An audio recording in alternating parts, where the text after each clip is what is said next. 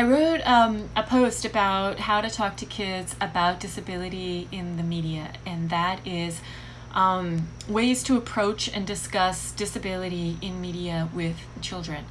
And I had some ideas for ways to go about it, basically what I do with my kids. And I also had some questions to hold in your own mind as you watch media and you examine how disability is presented. So some of those questions I thought could include, is this empowering? Does this ultimately inspire pity or not? Why or why not? If the aspect of disability was replaced with another minority group, would it inspire the same feelings or even be socially acceptable?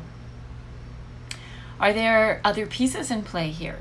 What about the role of race or wealth or privilege for a given character, like a given character with a disability in the media? And the impetus behind thinking through these things or having them in your mind as you watch the movie or the TV show is to really understand what's being said, the undercurrent behind the media, what is being said, either explicitly or implicitly. And that's just for ourselves as parents. And then when we're talking about disability with our kids in the media, there were some things that I presented in the blog post that I do myself, and that is the first one is I ask the 5 whys, and that is I'll just keep asking why to a question. Usually it ends up being about 5 times.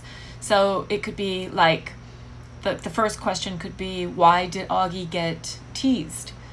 The second question would be a little bit more in depth, like why is his face so unique? Third question could be, why does that matter?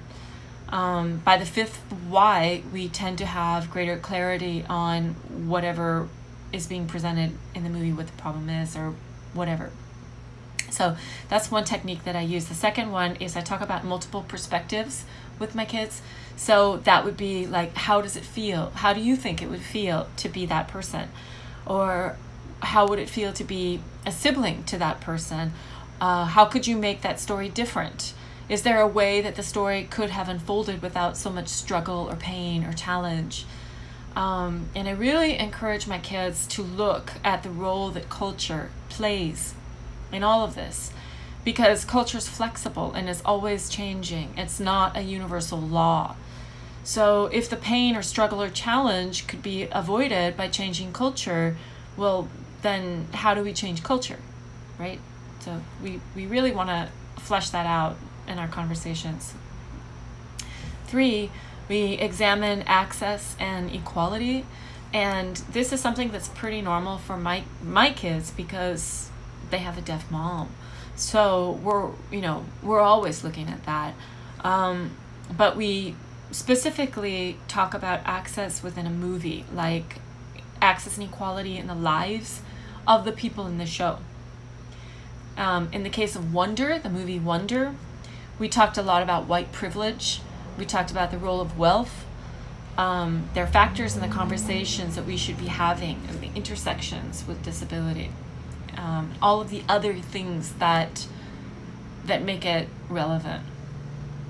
The 4th thing we talk about is representation. Representation matters. And is it okay for a non-disabled person to play a disabled character? Yeah. We talk about blackface. We talk about the currently practiced standard of non-disabled actors playing disabled roles and what that means in the disability community.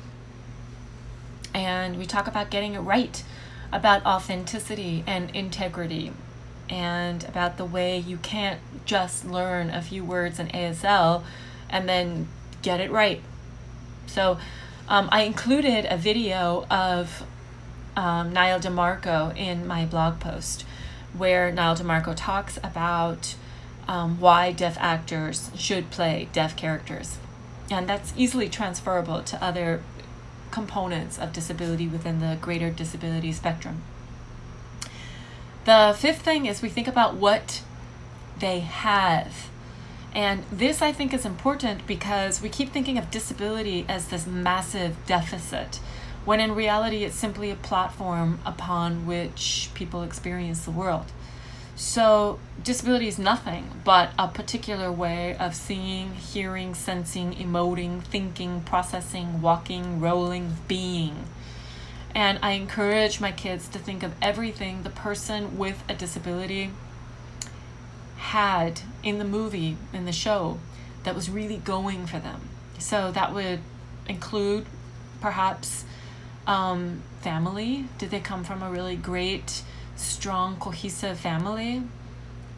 Privilege, friends, skill sets that were brought about by the presence of disability in their life. Love or love interests, opportunities, physical attractiveness by societal standards, resourcefulness, savvy organizational ability.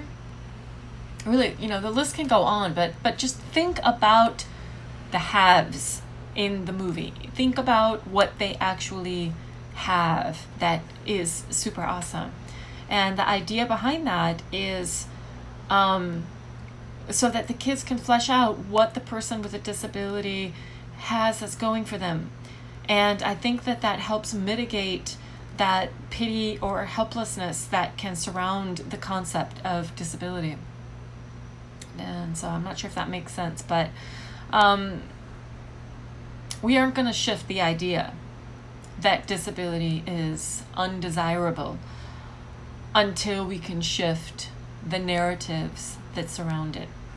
So we want to really be present with our kids and talk about these things with our kids, in their disability. And disability is present in so many movies, either explicitly or implicitly. So we want to be there with our kids and really press that pause button and stop for a minute and talk with them about what they're watching, what they're seeing, and what the director, the producer, or the team is trying to convey in that movie. So if you want to read the full blog post, just go to my blog. It's mariahnichols.com. Thanks.